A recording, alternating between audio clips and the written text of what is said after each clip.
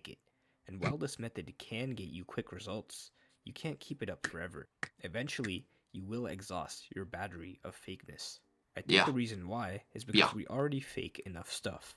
For example, we pretend to be excited about things we don't care about. We pretend to not care about things we're excited about. We pretend to know about things we don't know about. We pretend to not know about things we actually do know about. We pretend to be busy on our phones when it's just the weather app. I actually knew about, and I did this because it's fun in this whole thing, where I messed up like 4 times. To be checking our calendars to see if we're available, even when we know the calendar is fully empty. We pretend to shower every day, etc. So you can probably understand, don't lie, I know you've been missing some days. So you can probably understand why. Listen, if you are a highly optimized human,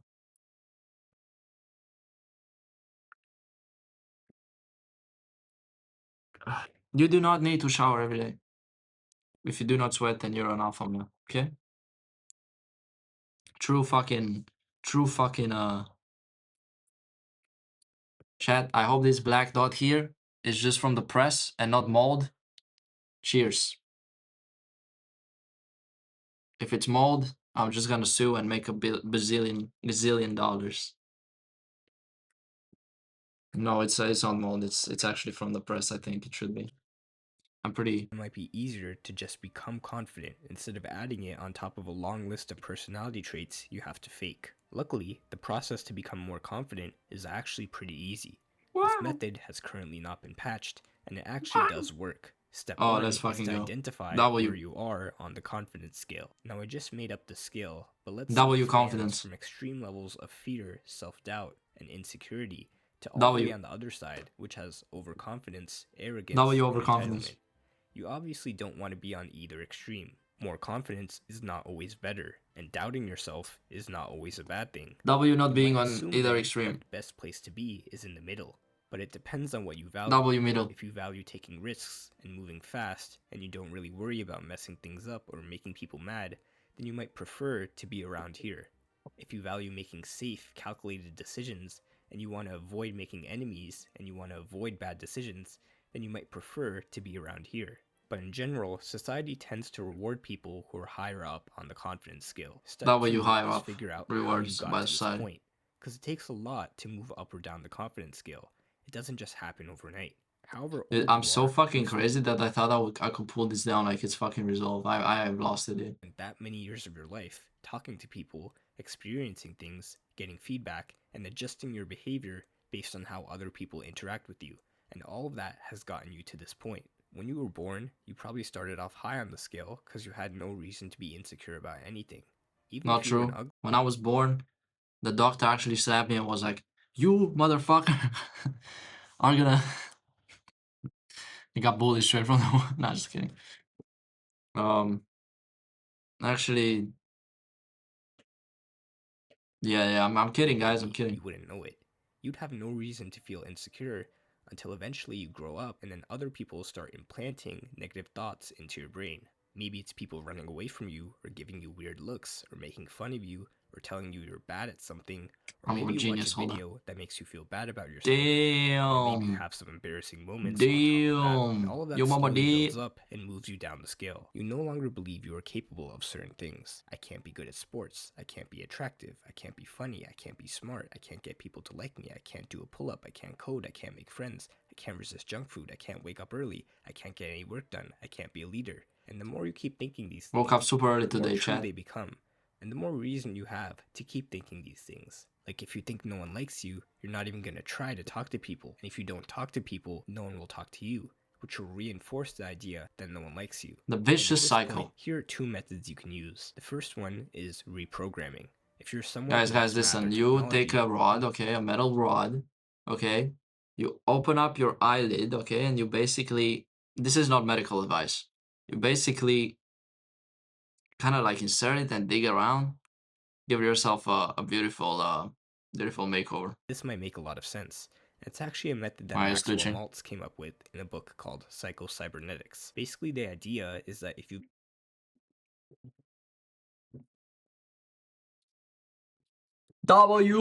Psycho-Cybernetics.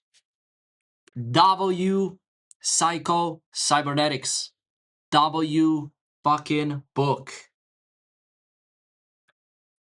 I am a man of culture. I am a man of culture. Let's read a passage and get copyrighted, shall we? Stop letting things push you around. The best cure I have found for this sort of thing is to use unhappiness's own weapon, self-esteem. Have you ever been to a TV show and seen the master of ceremonies manipulate the audience? I asked the patient. He brings out, so the story of this book is the guy who wrote it is a plastic surgeon, and he felt a little guilty about changing people that didn't need to be changed, if I remember correctly. He brings out a sign that says applause, and everyone applauses. And everyone applauds. Sorry guys, I'm a bit believe in yourself. He brings out another that says laughter. Why did I misspell that on purpose? And everyone laughs. They act like sheep, as if they were slaves, and meekly react as they are told to react.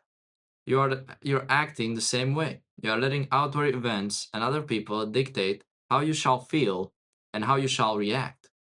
You are acting as an obedient slave and obeying promptly when some event or circumstance signals to you, be angry, get upset. Now is the time to feel unhappy. After I read this, I started listening to sad music and laughing. No, but yeah, okay. So what? You are broke. So what? Your car fucking needs fixing. So what? Your internet is unreliable. So what? You are addicted to to things. So what? You are so what? You have terminal fucking cancer. No, but like, you know, you could read this and laugh, but it is true, bro. Like, you know, in life in general, you have to laugh in the face of adversity, okay? Learning the happiness habit, you become the master instead of the slave. Or as Robert Louis Stevenson said, the habit of being happy enables one to be freed, or largely freed, from the domination of our outward conditions. The habit of being happy. That is so fucking true. Now, obviously, listen, very important. If you have clinical depression, if you are depressed, actually depressed, or your life circumstances are truly fucked, this does not fucking apply to you, okay? Look, even Jarvis is paying attention. And I did nothing.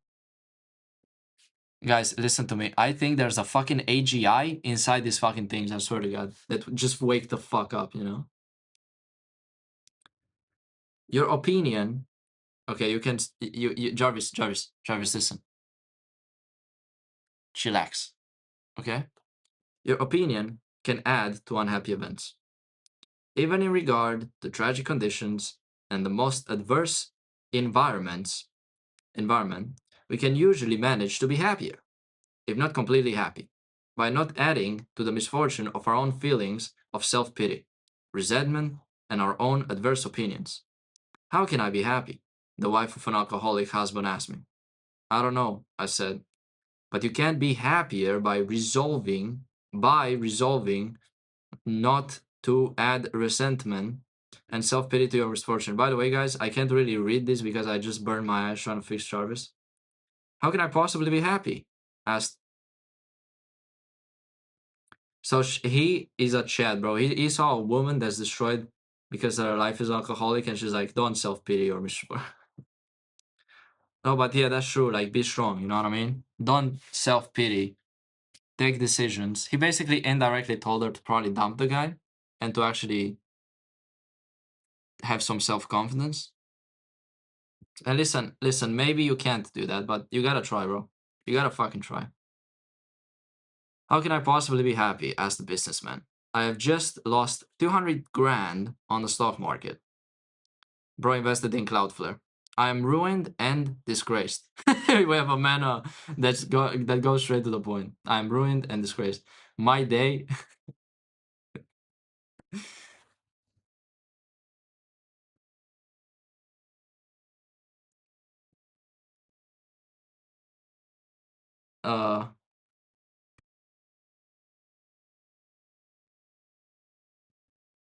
the rat, what was his?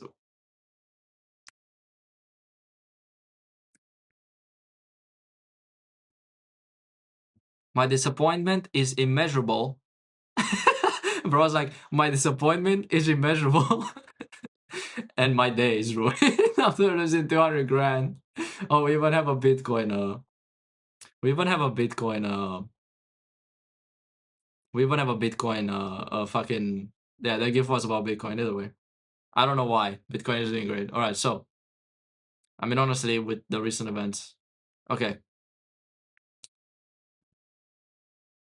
Your opinion. Okay, we already did this.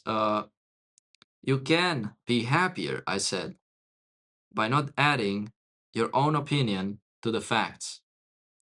It is a fact that you lost 200 grand. It is your opinion that you are ruined and disgraced. 100%. I then suggested he buy crypto. He memorized a saying of Epictetus. Epictetus. Epictet. How the fuck do you pronounce that? Epictetus. I don't know. Which has always been a favorite of mine. See, guys, this is the best. I'm the best live streamer. We read, we watch YouTube videos, we edit, right? Best just chatting live streams on earth. Has always been a favorite of mine. Men are disturbed not by the things that happen, but by their opinion of the things that happen. 100% full send it. When I announced that I wanted to be a doctor, I was told that I could not be because my folks had no money. My folks. My collar's blue and my neck is red. It was a fact that my mother had no money. It was only on opinion that I could never be a doctor. Later, I was told I could never take postgraduate courses in Germany and that it was impossible for a young plastic surgeon to hang out on his own shingle and go into business for himself in New York. I did all these things. And one of the things that helped me was that I kept reminding myself that all these impossibilities were opinions, not facts. I have myopia. I not only have managed to reach my goals, but I was happy in the process. Even when I had to pawn my own overcoat to buy medical books and do without lunch in order to purchase cadavers. Holy shit. I was in love with a beautiful girl. She married someone else. Moment of silence for Mr. Maxwell Maltz. We have to play a song to commemorate this moment. It is of utmost importance.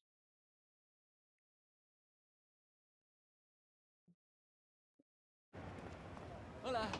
Shut the fuck up. I'm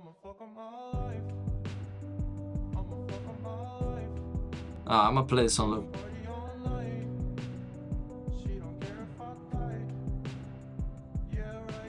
These were facts. But I kept reminding myself that it was merely my opinion that this was a catastrophe and that life was not worth living. I not only got over it. Hold on, guys.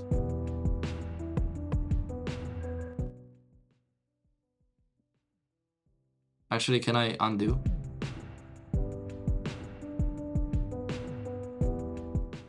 I'm gonna play this harder.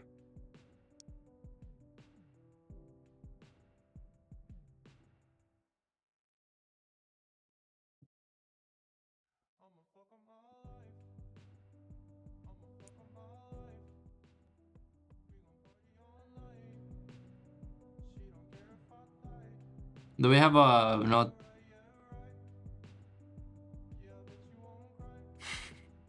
It sounds kind of funny, either way. Am I full screen? Yeah. Alright, hold on, guys. Can't see shit, hold on.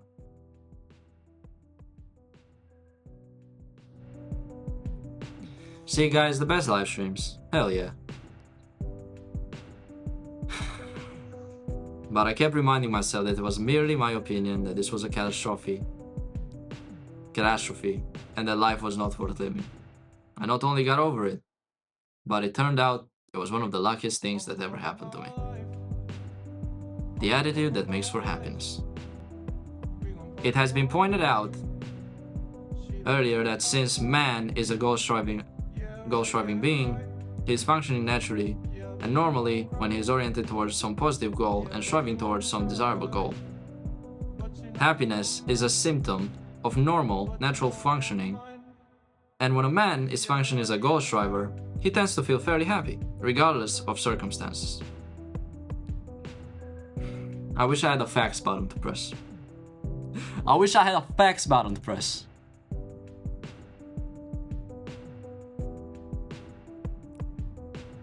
So fucking true! My young business executive friend was very unhappy because he had lost 200 grand. Thomas A. Edison lost a laboratory worth millions in a fire with no insurance. What in the world will you do? Someone asked. We will start rebuilding tomorrow morning, said Edison. He maintained an aggressive attitude. He was still goal-oriented despite his misfortune. And because he did maintain an aggressive goal-striving attitude, it is a good bet that he was never truly unhappy about his loss. Or very unhappy, actually, he said. Psychologist H.L.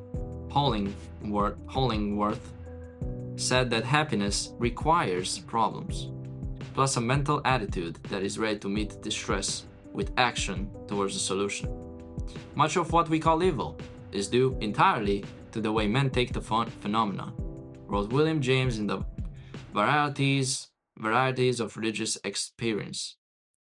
It can so often be converted into a bracing and tonic good by simple change to the sufferer's inner attitude from one of fear to one of fight. Its sting can so often depart and turn into a relish when, after vainly seeking to shun it, we agree to face about and bear it cheerfully. That a man is simply bound in honor, with reference to many of the facts that seem at first to disconnect his peace, to adopt this way of escape, refuse to admit their badness, despise their power, ignore their presence, turn your attention the other way, and so far as you yourself are convinced at any state, though the facts may still exist, their evil character exists no longer.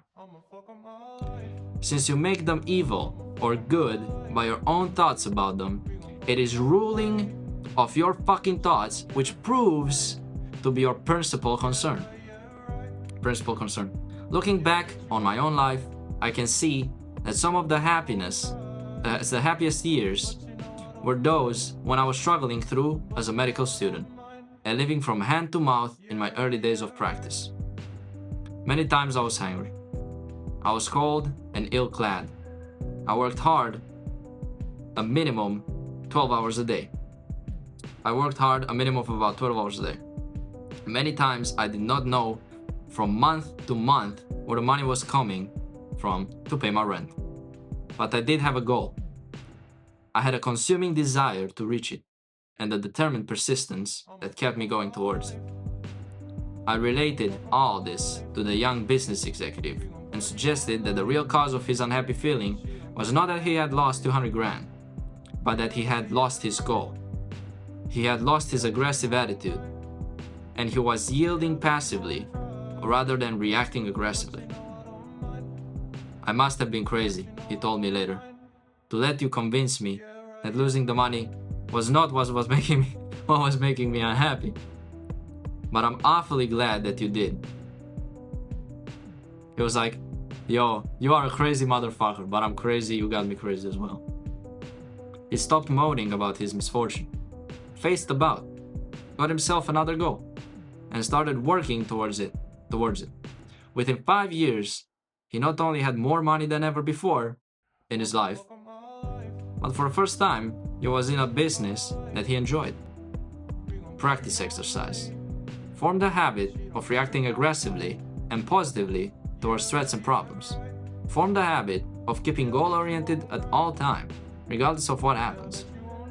Do this by practicing a positive, aggressive attitude, both in actual everyday situations that come up and also in your imagination. See yourself in your imagination talking positive, intelligent action towards solving a problem or reaching a goal. See yourself reacting to threats. This book has a lot of envision yourself doing, because apparently, and I think this is true, but take it with a grain of salt, they did a study and there's not truly any meaningful difference between you imagining doing something and actually practicing it in most scenarios, and especially when it comes to mental to CBT. Okay, I believe that this book is a way to perform CBT of yours on yourself. Probably started doing it myself before reading this book. I actually never finished this book, but I did take to heart whatever it is in it, and I don't really need to read because I already practice what is said in this book. But yes, I do recommend the book, and I will probably read it again to ground myself, grounded to the Bible.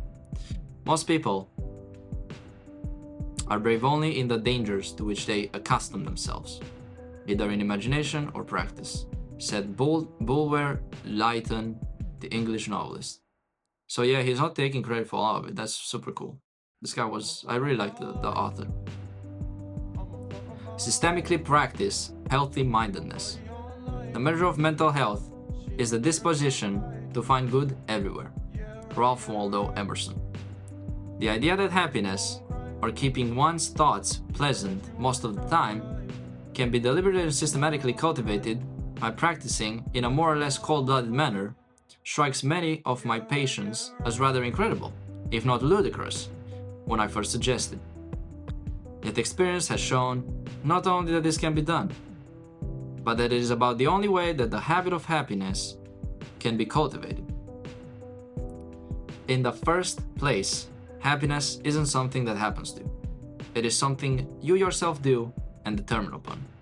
If you wait for happiness to catch up with you, or just happen, or be brought to you by others, you are likely to have a long wait. No one can decide what your thoughts shall be but yourself. If you wait until circumstances justify your thinking pleasant thoughts, you are also likely to wait forever. Every day is a mixture of good and evil. No day or circumstance is completely 100% good. There are elements and facts present in the world and in our personal lives at all times that justify either a pessimistic and grumpy outlook or an optimistic and happy outlook. The glass, guys, the glass. Depending on our choice. It is largely a matter of selection, attention, and decision. Nor it is a matter of being either intellectually honest or dishonest. Good is as real as evil. It is merely a matter of what we choose to give primary attention to, and what thoughts we hold in the mind. Deliberately choosing to think pleasant thoughts is more than a palliative. I don't know if I'm pronouncing that correctly. Hey, we learn new words every day, kids. It can have very practical results. Carl, the famous baseball pitcher, said that bad things got him into more spots than bad pitching. That bad thinking, got him into more spots than bad pitching. As quoted in Norman Vincent Peale's Faith Made Them Champions, he said, "One sermon has helped me overcome pressure better than the advice of any coach." Its substance was that, like a squirrel hoarding chestnuts, we should store up our moments of happiness and triumph so that in a crisis we can draw upon these memories for help and inspiration. I just thought about me as a kid playing the piano. And it's like, as a kid, I used to fish at the bend of a little country stream just outside my hometown. I can vividly remember the spot in the middle of a big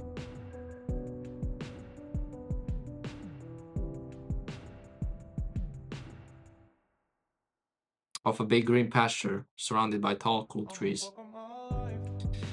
Whenever tension builds up both on or off the ball field now, I concentrate on this relaxing scene and the knots inside me loosen up.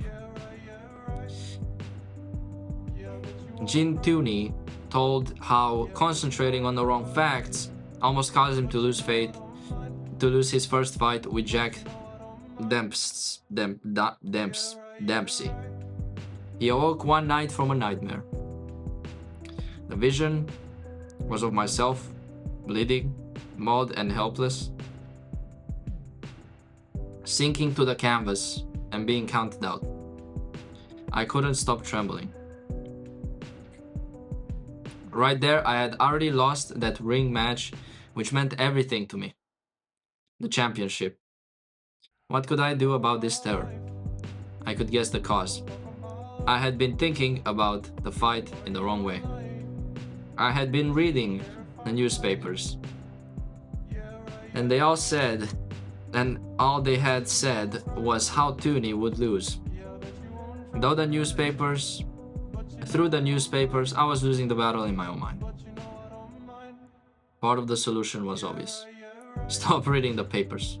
Stop thinking of the Dempsey menace, Jack's killing punch and ferocity of attack. I had simply had to close the doors of my mind to destructive thoughts and divert my thinking to other things. A salesman who needed surgery on his thoughts rather than his nose. A young salesman had made up his mind to quit his job when he consulted me about an operation on his nose. His nose was slightly larger than normal, but certainly not repulsive, as he insisted. He had felt that prospects were secretly laughing at his nose or repulsed because of it.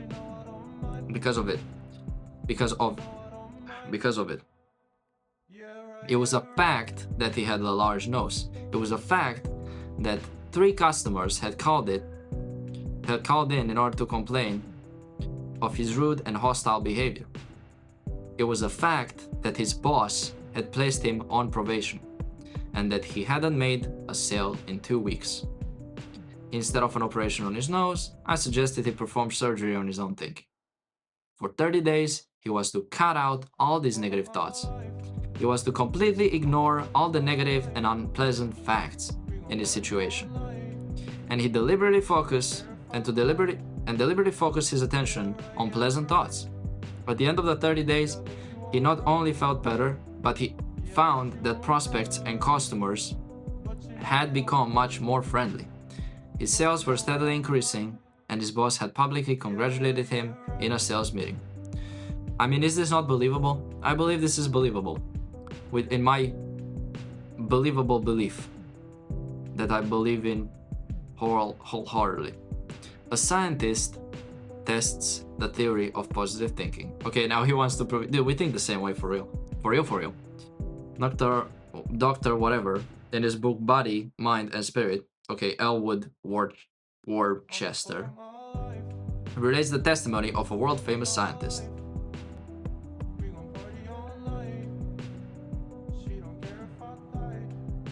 Up to my 15th year, I was unhappy, ineffective man. None of the works of which my reputation rests were published. I lived in a constant state of gloom and failure. Perhaps my most painful symptom was a blinding headache, which recurred usually 2 days of the week, during which I could do nothing. Bro did not take aspirin. I had read some of the literature of New Thought, which at the time appeared to be Buncombe. What the fuck? Appeared to be Buncombe. What the fuck? And some statement of William James on the directing of attention to what is good and useful and ignoring the rest. One saying of his stuck in my mind. We might have to give up our philosophy of evil. But what is in comparison with gaining a life of goodness?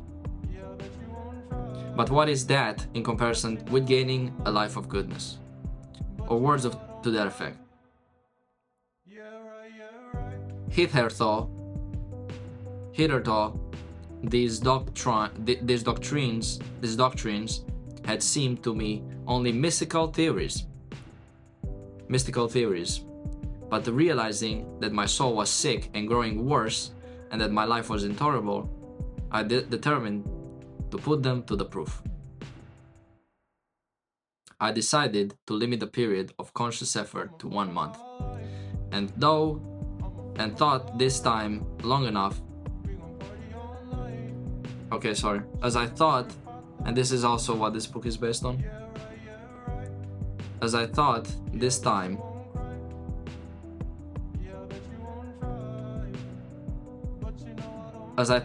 long enough to prove its value to its worthlessness to me. As I thought this time long enough to prove its value or its worthlessness to me. During this month, I resolved to impose certain restrictions on my thoughts. If I thought of the past, I would try to let my mind dwell only on its happy, pleasing incidents. The bright days of my childhood, the inspiration of my teachers, and the slow revelation of my life work. In thinking of the present, this sounds like the law of attraction, but it isn't. It's just, it's self-imposed therapy, I guess. I would deliberately turn my attention to its desirable elements, my home, the opportunities my solitude gave to my work, and so on. And I resolved to make the utmost use of these opportunities and to ignore the fact that they seem to lead to nothing. In thinking of the future, I determined to regard every worthy and possible ambition as within my grasp. Ridiculous as this seemed at the time, in view of what has come to me since, I see that the only defect of my plan was that it was aimed too low and did not include enough. The scientist then tells how his headaches ceased within 1 week and how he felt happier and better than ever before in his life. But he adds, the outward changes of my life resulting from my change of thought have surprised me more than the inward changes, yet they spring from the latter. There were certain eminent men, for example, whose recognition I deeply craved. The foremost of those wrote me out of a clear sky and invited me to become his assistant. My works have all been published, and the foundation has been created to publish all that I may write in the future. The men with whom I have worked have been helpful and cooperative towards me, chiefly on account of my changed disposition. Formerly, they would not have endured me. As I look back over all these changes, okay, so it was like formerly they would not have endured me. As I look back over all these changes, it seems to me that in some blind way I stumbled on a path of life and set forces to working for me which before were against me. How an inventor used happy thoughts. Professor Elmer Gates of the Smithsonian Institution was one of the most successful inventors this country has ever known, and a recognized genius. He made a daily practice of calling up pleasant ideas and memories, and believed that this helped him in his work.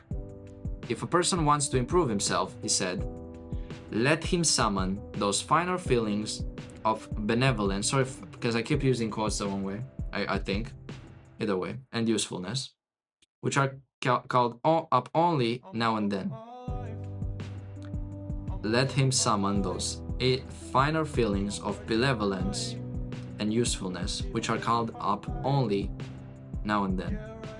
Let him make this a regular exercise like swinging dumbbells. Let him gradually increase the time devoted to this cycle gymnastics, and at the end of the month, he will find the change in himself surprising. The alteration will be apparent in his actions and thoughts. Morally speaking, the man will be a great improvement of his former self. Professor Elmer Gates' Gates's practice of calling up pleasant ideas and memories is one of the most important aspects of psychocybernetics. When we fail to recall our good moments or best times, it's as if we've been disconnected from the source of all things good. But as soon as we remember and feel what it was like to be at our best, the switch is turned back on. We are reconnected, and we start experiencing bliss internally and externally. Our thoughts are not only positive, so are our feelings. And oddly enough, most of the circumstances we encounter that would have been negative in the past are now pleasant, harmonious, and vibrant. Or in my case, they're pretty funny. How to learn the happiness habit. Our self-image and our habits tend to go together. Change one and you will automatically change the other. The word habit originally meant a garment or clothing. We still speak of writing habits and our habiliments. This gives us, learn something new every day. This gives us an insight into the true nature of habit. Our habits are literally garments worn by our personalities. They are not accidental or happenstance. We have them because they fit us. We are consistent with our self-image and our entire personality pattern. They are consistent, with our self-image and our entire personality pattern. When we subconsciously and deliberately develop new and better habits, our self-image tends to outgrow the old habits and grow into the new pattern. I can see many patients cringe. This guy used cringe, if this hasn't been changed by this guy, Tony Robbins. No, hold on, guys. I don't know. There's a guy that, adapted the book. If this, I don't know. Maybe he did use cringe back in, 1950 or whenever this was written.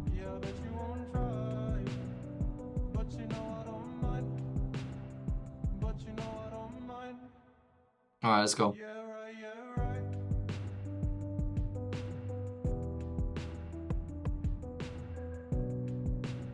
When we subconsciously... Where did it say cringe? Yeah, there we go. They confuse habit with addiction. An addiction is something you feel compelled to, and which causes severe withdrawal symptoms. Treatment of addiction is beyond the scope of this book. Habits, on the other hand, are merely reactions and responses that we have learned to perform automatically without having to think or decide. They are performed by our creative mechanism. Fully 95% of our behavior, I don't like the fact that he uses percentages like this, but okay. Feeling and response is habitual. The pianist does not decide which keys to strike. The dancer does not decide which foot to move where. The reaction is automatic and unthinking. It is much the same way our attitudes, emotions, and beliefs tend to become habitual. In the past, we learned that certain attitudes, ways of feeling, and thinking were appropriate to certain situations. I have a Zin, so it's a bit hard to actually pronounce shit. Now we tend to think, feel, and act the same way whenever we encounter what we interpret as the same sort of situation. Facts! What we need to understand is that these habits, unlike addictions, can be modified. Let me just check my OBS. See that my audio didn't crash? It didn't. That's good.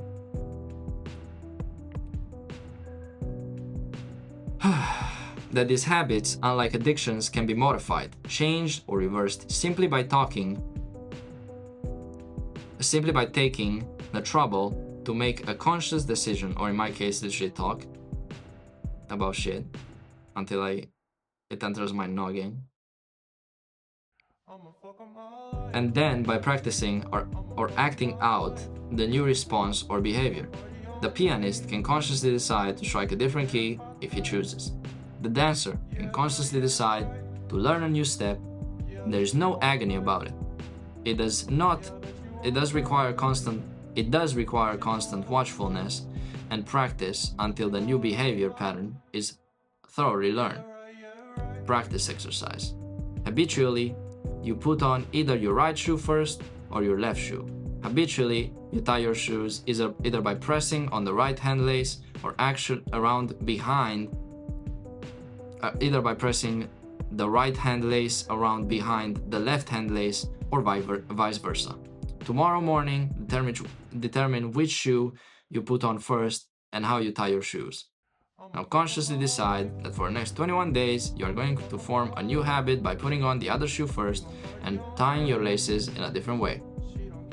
Each morning, as you decide to put on your shoes in a certain manner, let this simple act serve as a reminder to change other habitual ways of thinking, acting, and feeling throughout that one day.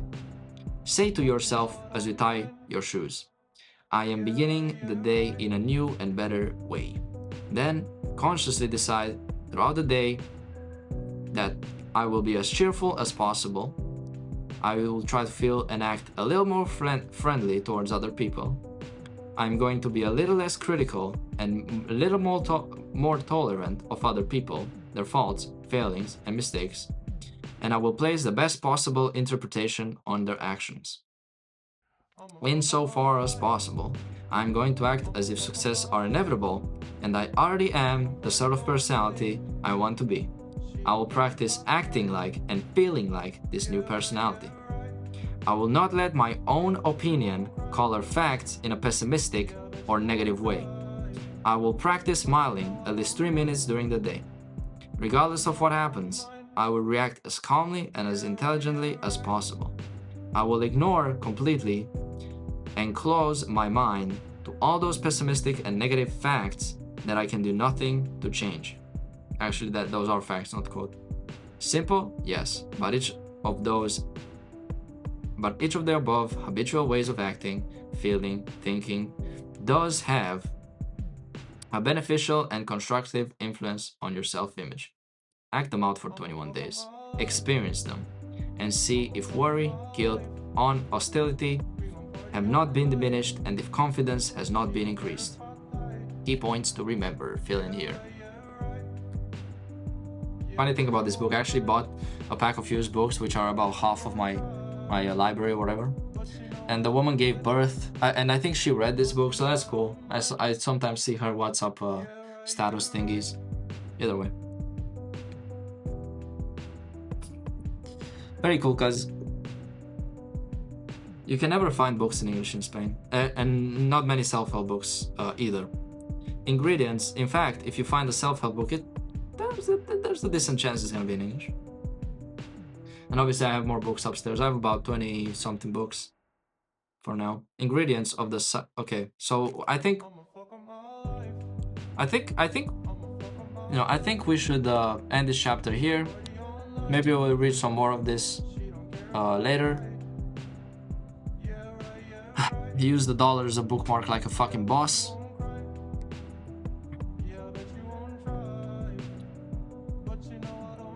Jarvis, you have been a good boy, okay? I'm gonna have to shut you off. Keep doing what you're doing, buddy. Keep doing what you're doing.